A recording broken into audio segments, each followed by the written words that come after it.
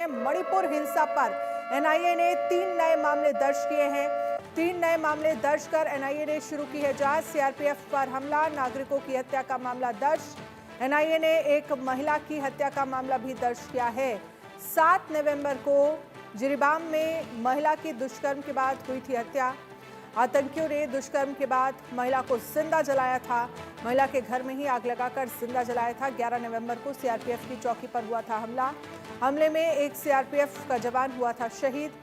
जवाबी कार्रवाई में 11 मैतेई आतंकी भी मारे गए थे। मैतेई आतंकियों के पास से भारी मात्रा में हथियार बरामद हुए थे। तीसरा मामला 11 नवंबर की घटना से ही जुड़ा हुआ बताया जा रहा है। जावेद इस पर ज्यादा जानकारी के लिए हमारे साथ जुड़ गए हैं। जावेद, एनआईए ने 3 नए मामले दर्ज किए हैं, इस पर क्या जानकारी है? कौन कौन से ये नए मामले हैं? देखिए, मणिपुर में जो हिंसा से जुड़े 3 मामले उसको लेकर केंद्रीय जांच एजेंसी एनआईए की अब एक बार फिर एंट्री हो गई। एनआईए हालांकि इस मामले की जांच कर रही थी क्योंकि इसमें गृह मंत्रालय की तरफ से एनआईए को ये केस हैंडओवर किया गया और एनआईए ने इसमें तीनों मामले में, जो कि 2 मामले 11 नवंबर को और एक मामला जो दर्दनाक 7 नवंबर को जीरीबाग में हुआ था, जहां एक महिला 31 साल की महिला के साथ जो 3 बच्चों की मां थी उसके साथ उग्रवादियों ने वहां पर गैंग रेप किया, उसके बाद उसे जिंदा जला दिया। इस मामले में भी एनआईए ने मामला दर्ज किया है और इसके अलावा 2 और अलग मामले हैं जो 11 नवंबर को बोरीबाग और जीरीबाग थाने इलाके में जो उग्रवादियों ने हमला किया, उसके बाद वहां पर कई घरों में आग लगा दी, जहां पर बाद में जांच के दौरान 2 शव मिले थे जो कि वहां के नागरिक के थे। इसके अलावा कई लोगों को टारगेट किया गया था। इसके अलावा एक जो तीसरा मामला, उस मामले में सीआरपीएफ की चौकी और जीरीबाग और बोरीबाग का जो थाना है वहां पर इन्होंने फायरिंग की थी। इस कैंप के पास, इस थाने के पास ही सीआरपीएफ का एक कैंप था जिसको इन्होंने टारगेट किया था। उसके बाद यहाँ पर शूट आउट किया था, जिसके बाद जब तलाशी ली गई तो इसमें कई उग्रवादियों के पास से आर्म्स और उनके शव बरामद हुए थे। ये 3 अलग मामले हैं। हालांकि एनआईए अब इस पूरे तीनों घटनास्थल पर उन्होंने जायजा लिया है। अलग अलग टीमें जो उन्होंने वहां पर जांच के लिए जो उनकी टीम बनी है एनआईए की, वो वहां पर पहुंची और जो बोरीबाग और जीरीबाग थाने में जो ये मामला दर्ज किया गया उससे जुड़े जो तमाम दस्तावेज हैं, वो अभी जो प्रोसेस है वो जल्दी जो है एनआईए को हैंडओवर कर दिया जाएगा। लेकिन जिस तरीके से केंद्रीय जांच एजेंसी एनआईए को ये पूरा मामला सौंपा गया और इस जो सूत्रों के हवाले से ये जानकारी कि गृह मंत्रालय ये चाहता है कि इस मामले से जुड़े जो बड़ी साजिश और जिस तरीके से एक क्रूर तरीके से अपराधियों उग्रवादियों ने इस पूरी वारदात को अंजाम दिया, तो इसके पीछे कहीं ना कहीं ये एक बड़ा इनपुट है। ये माना जा रहा है कि इसके पीछे कई ऐसे संगठन हैं जो इसको बढ़ावा दे रही है और इसके पीछे एक बड़ी साजिश है, जिसको लेकर एनआईए को ये केस हैंडओवर किया गया और ये माना जा रहा है कि एनआईए जल्द इस केस ठीक है, का जो है एनआईए वो को ये पर्दाफाश केस करेगा। हैंडओवर किया गया है, लेकिन जावेद, इस पूरे अगर हम हिंसा को देखते हैं और मणिपुर में 1-2 साल में किस तरह के हालात बने, वहाँ पर अक्सर आगजनी और कैसे तनावपूर्ण हालात हो जाते हैं, अभी एनआईए की शुरुआती जांच में क्या सामने निकल कर आया है?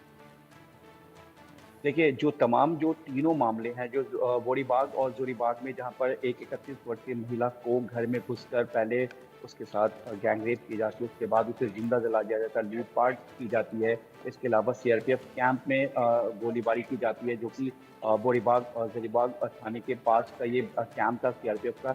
इसके अलावा जो वहाँ पे जो बोरीबाग थाने में 11 नवंबर को जो वहाँ पर लोकेलिटीज है, वहाँ पे घरों में आग लगा दी जाती है, फायरिंग की जाती है, जिसमें कुछ लोगों की मौत होती है और बाद में एनआईए को जो बोरीबाग पुलिस है उनको जांच में कुछ शव मिलते हैं।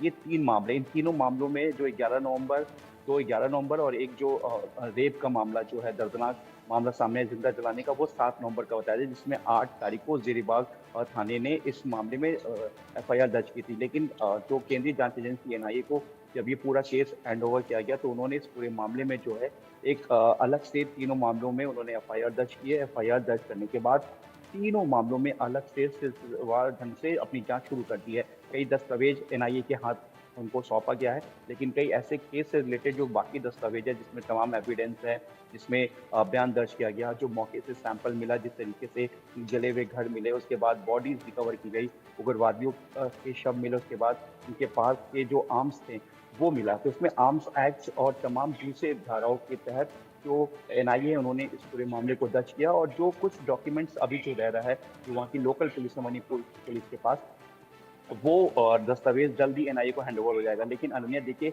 इस पूरे मामले में सबसे बड़ी बात ये कि केंद्रीय जांच एजेंसी को जब ये पूरा मामला सौंपा गया और एनआईए और जो गृह मंत्रालय है उन्होंने साफ ये केस एनआईए को हैंडओवर किया, क्योंकि एनआईए तमाम बड़े ऑर्गेनाइजेशन से लेकर जो टेरर की बात करें, मिलिटेंट की बात करें, तो एनआईए लंबे समय से इससे जुड़े मामले को जांच करती रही। लेकिन जिस तरीके से मणिपुर में ये हिंसा लगातार बढ़ता जा रहा है और जो हाल ही के दिनों में जिस तरीके से नवंबर में पूरी तरीके से अलग अलग जो ये पूरा मामला घटा, उग्रवादियों द्वारा फायरिंग की गई, कैंप को निशाना बनाया गया, पैरामिलिट्री फोर्सेस सीआरपीएफ के एक जवान शहीद हुए।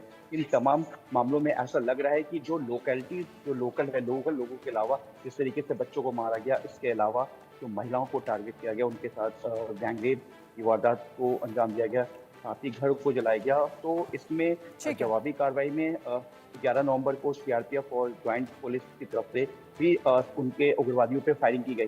लेकिन बाद में जो सर्च किया गया वो देखकर हैरान करने वाला समझ है, क्योंकि बड़े तौर पर आर्म्स और कई सोफिस्टिकेटेड हथियार मिले उग्रवादियों के बाद उसके ठीक है, पास। बहुत बहुत तो शुक्रिया जावेद, मंत्रालय तमाम ने जानकारी के लिए शुक्रिया आपका। इस खबर पर नजर रखिएगा। आज संविधान दिवस है। हर साल 26 नवंबर के दिन संविधान दिवस भारत के लिए ये दिन